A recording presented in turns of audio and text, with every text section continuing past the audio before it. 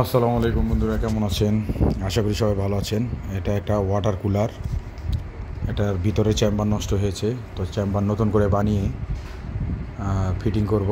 তো সেই chamber already দেখতেছেন যে কপার টিউব দিয়ে অলরেডি বডিতে লাগানো হয়ে গেছে। এখন এটার পানির লাইনটা রেডি করা হচ্ছে, তারপরে এটার উপরে ইনসুলেশন করে ফিটিং করা হবে। তো আসলে যেটা হয়, এই ধরনের ওয়াটার কুলারগুলো টিউবগুলো সঠিকভাবে লাগানো হলে তাহলে এই সমস্যাগুলি হয় না। সঠিক পদ্ধতিতে টিউবগুলো না লাগালে ওখানে পানি জমে ময়েশ্চারাইজ হয়ে এক ধরনের সবুজ ফাঙ্গাস জমে কপার টিউবটাকে ছিদ্র করে ফেলে।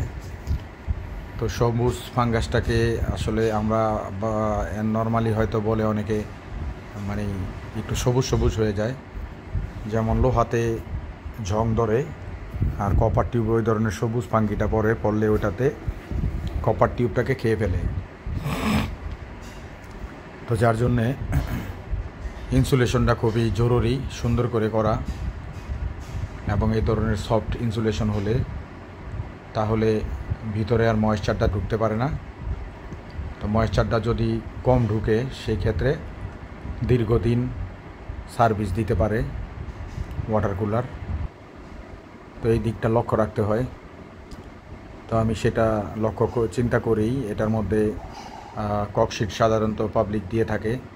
তো আমি সেখানে ককশিট না দিয়ে এটা রাবারের ইনসুলেশন, এটা একটু দাম বেশি ককশিটের চেয়ে। ককশিটের দাম যদি হয় 200 টাকা, এটার দাম হয় প্রায় 700-800-900 টাকা। তো এটার দাম বেশি হওয়ার কারণে এটা সবাই ইউজ করে না। তো আমি আসলে চেষ্টা করি সবসময় যে কোনো কাজ করলে সেটা প্রপার ওয়েতে করার, যাতে করে দীর্ঘ সময় জিনিসটা সার্ভিস ভালো দেয়, সেই চিন্তা করেই প্রপার জিনিসটা লাগানো।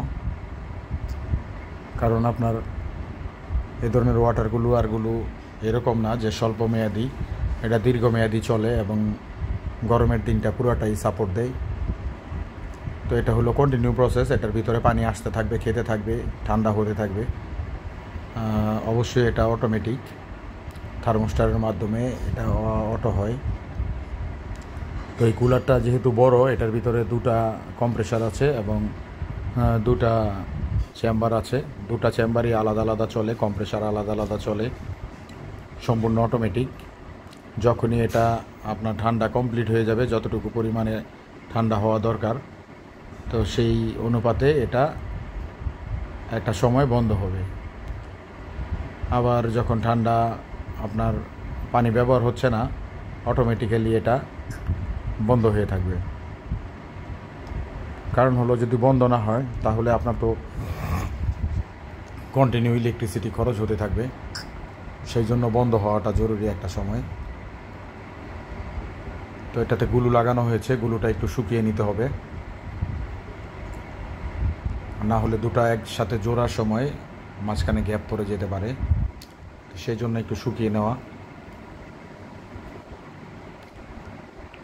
ভিডিওটা করার উদ্দেশ্য হলো যে অনেকে হয়তো ভিডিওটা দেখবে, দেখে পরবর্তীতে এ ধরনের রিপেয়ারিংয়ের চেষ্টা করবে অথবা নতুন বানাবে। দুটাই আপনি বানাতে চাইলে এটা দেখে আপনি বানাতে পারেন। তবে এই ধরনের কারোর কোনো হেল্প লাগলে অথবা কোনো জানার থাকলে অবশ্যই নক দিবেন। সাধ্যমতো আপনার হেল্প করার চেষ্টা করবো ইনশাল্লাহ, কোনো সমস্যা নাই। তো আমার সাথে আমার 2 ব্রাদার আছে যারা আসলে দেখতেছে যে কি কাজ করছি। তো এই ধরনের টুকিটাকি কাজগুলি আমি প্রায়শই করে থাকি,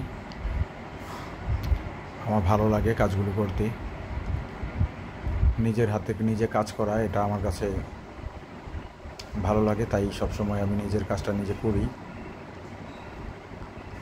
কাজটা আপনারা দেখে কেমন লাগলো জানাবেন।